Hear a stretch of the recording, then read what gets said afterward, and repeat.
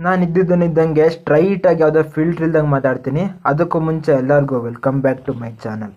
ಇತ್ತೀಚೆಗೆ OTTನಲ್ಲಿ ಬಂದು ಟ್ರೆಂಡ್ ಆಗಿ ಥಿಯೇಟರ್ನಲ್ಲೂ ಕೂಡ ಹಿಟ್ಟಾಗಿದ್ದಂಥ ಸಿನಿಮಾ ಅಂದರೆ ಹೃದಯಪೂರ್ವಂ. ಮೋಹನ್ ಲಾಲ್ ಅವರು ಆಕ್ಟ್ ಮಾಡಿಬಿಟ್ಟು ಸತ್ಯನ್ ಅಂತಿಕಾಡ್ ಅವರು ಡೈರೆಕ್ಟ್ ಮಾಡಿದಂಥ ಸಿನಿಮಾನೇ ಈ ಒಂದು ಹೃದಯಪೂರ್ವಂ. ಸ್ಟೋರಿನೇ ಆಗ್ಬೋದು, ನರೇಷನ್ನು, ಪ್ರೆಸೆಂಟೇಷನ್ನು, ಆ್ಯಕ್ಟಿಂಗು ಎಲ್ಲ ಕೂಡ ನಮ್ಮನ್ನು ಓಲ್ಡ್ ಫಿಲಮಲ್ಲಿ ಫುಲ್ ಎಂಗೇಜ್ ಮಾಡುತ್ತೆ. ನಾನಂತೂ ಸಿಕ್ಕಾಪಟ್ಟೆ ಎಂಜಾಯ್ ಮಾಡಿದೆ ಈ ಒಂದು ಸಿನಿಮಾ ನೋಡಬೇಕಾದ್ರೆ. ಈ ಒಂದು ಸಿನಿಮಾದ ಸ್ಟೋರಿ ಲೈನ್ ವಿಷಯಕ್ಕೆ ಬಂದರೆ, ನಮ್ಮ ಸಂದೀಪ್ ಬಾಲಕೃಷ್ಣನ್ಗೆ ಹಾರ್ಟ್ ಅಟ್ಯಾಕ್ ಆಗಿ ಹಾಸ್ಪಿಟಲಲ್ಲಿ ಅಡ್ಮಿಂಟ್ ಆಗಿರ್ತಾರೆ. ಈಗ ಹಾರ್ಟ್ನ ಚೇಂಜ್ ಮಾಡೋವಂಥ ಸಿಚುವೇಶನ್ ಕೂಡ ಬಂದಿರ್ತಾರೆ. ಅಂಥ ಒಬ್ಬ ಡೋನರ್ನ ಹುಡುಕ್ತಿರ್ಬೇಕಾದ್ರೆ ಒಬ್ಬ ಕಮಾಂಡರು ಅನ್ಫಾರ್ಚುನೇಟಾಗಿ ಸತ್ತೋಗ್ತಾರೆ. ಅವರು ಅವರ ಎಲ್ಲ ದೇಹದ ಅಂಗಾಂಗನ ದಾನ ಮಾಡಿರ್ತಾರೆ. ಆ ಒಂದು ಕಾರಣದಿಂದ ಅವರು ಆ ಒಂದು ಹಾರ್ಟ್ನ ತೊಗೊಂಡ್ಬಿಟ್ಟು ಸಂದೀಪ್ ಬಾಲಕೃಷ್ಣನ್ಗೆ ಇಡ್ತಾರೆ.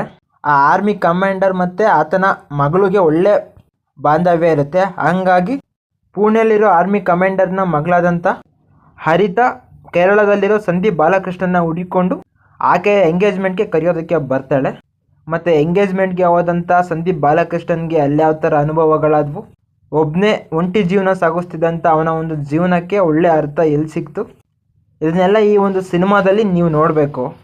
ನಿಜ ಗುರು, ಸಿನಿಮಾ ಫಸ್ಟಿಂದ ಲಾಸ್ಟ್ವರೆಗೂ ಸಖತ್ ಎಂಜಾಯ್ ಮಾಡುತ್ತೆ. ಅದರಲ್ಲೂ ಪರ್ಫಾರ್ಮೆನ್ಸು, ಮೋಹನ್ ಲಾಲ್ ಅವ್ರಿಗೆ ಆ್ಯಕ್ಟಿಂಗಲ್ಲಿ ಹೆಸರಿಡುವಂಥ ಒಂದು ಅರ್ಹತೆ ಕೂಡ ಯಾರಿಗೂ ಇಲ್ಲ, ನನಗೊಬ್ಬನಿಗೆ ಇಲ್ಲ.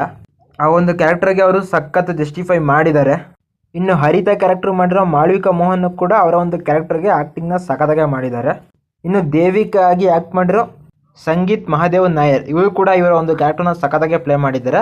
ಬಟ್ ಇದೆಲ್ಲದ್ರ ಮಧ್ಯೆ ಒಳ್ಳೆ ಕ್ಯಾರೆಕ್ಟರ್ ಬಿಲ್ಡಿಂಗ್ ಆಗಿರೋದು ಅಂದರೆ ಸಂಗೀತ್ ಪ್ರತಾಪ್ ಅವ್ರಿಗೆ. ಇವರು ಆಲ್ರೆಡಿ ತುಂಬ ಫಿಲಮಲ್ಲಿ ತುಂಬ ಇಂಪಾರ್ಟೆಂಟ್ ರೋಲ್ನೆಲ್ಲ ಪ್ಲೇ ಮಾಡಿದ್ದಾರೆ. ಪ್ರೇಮಲೋಲಿ ಆಗಿರ್ಬೋದು, ಇನ್ನು ಬೇಜಾನ್ ಸಿನಿಮಾಗಳಿದ್ದಾವೆ.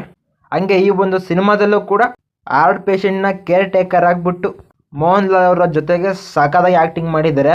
ಮೋಹನ್ ಲಾಲ್ ಮತ್ತು ಇವರ ಒಂದು ಕಾಮಿಡಿ ಟೈಮಿಂಗ್ ಮಾತ್ರ ಸೂಪರ್ ಈ ಒಂದು ಸಿನಿಮಾದಲ್ಲಿ.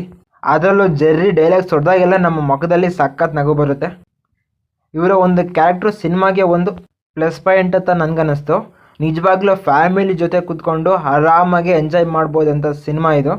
ಆಲ್ರೆಡಿ ಥಿಯೇಟರ್ನಲ್ಲಿ ಸಿಕ್ಕಾಪಟ್ಟೆ ದೊಡ್ಡ ಹಿಟ್ಟಾಗಿದೆ.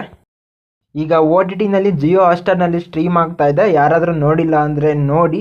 ನಮ್ಮ ಕನ್ನಡದಲ್ಲೂ ಕೂಡ ಈ ಒಂದು ಸಿನಿಮಾ ಅವೈಲಬಲ್ ಇದೆ. ಸಿನಿಮಾ ಮಾತ್ರ ನಿಮ್ಮನ್ನು ಸಿಕ್ಕಾಪಟ್ಟೆ ಎಂಗೇಜ್ ಮಾಡುತ್ತೆ.